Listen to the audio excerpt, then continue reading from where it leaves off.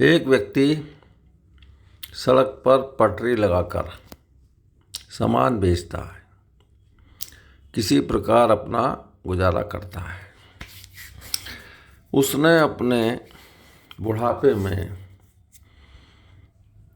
अपनी रोजी रोटी चलाने के लिए कुछ एफडी कराई 1-2 लाख की। उस एफडी पर बैंक ने ब्याज पर आयकर काट लिया। वह व्यक्ति पढ़ा लिखा नहीं था, उसे पता ही नहीं चला कि उसकी ब्याज पर आयकर काटा जा रहा है। जब एफडी मैच्योर हुई 3-4 साल बाद, तब उसे पता चला कि उसका हर वर्ष 5,000-6,000 रुपये आयकर काट दिया गया है।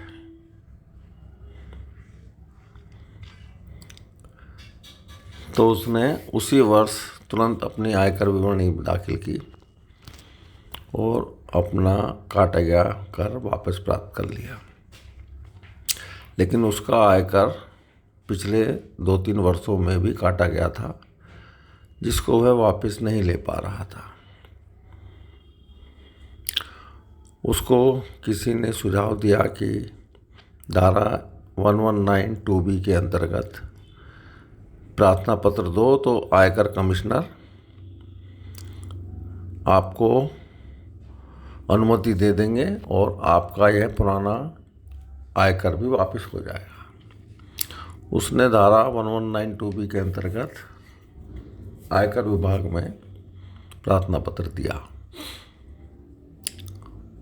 वहाँ पर बगैर पैसे लिए कोई काम हो नहीं रहा था। उसको इस बात का ज्ञान भी नहीं था।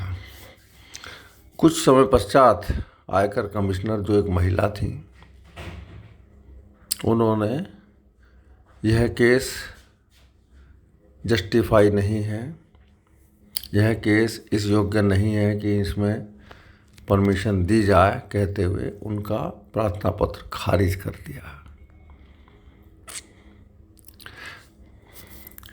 अगर वह व्यक्ति धारा 1192B के अंतर्गत प्रार्थना पत्र देने के लिए योग्य नहीं है, तो क्या वो कमिश्नर योग्य है? इनको जब नौकरी दी जाती है तो 1 साल तक ट्रेनिंग के अंतर्गत खूब ठोक पीट कर बताया जाता है कि you are a public servant, आप जनता के नौकर हैं, जनता की सेवा करने के लिए नौकर रखे गए हैं।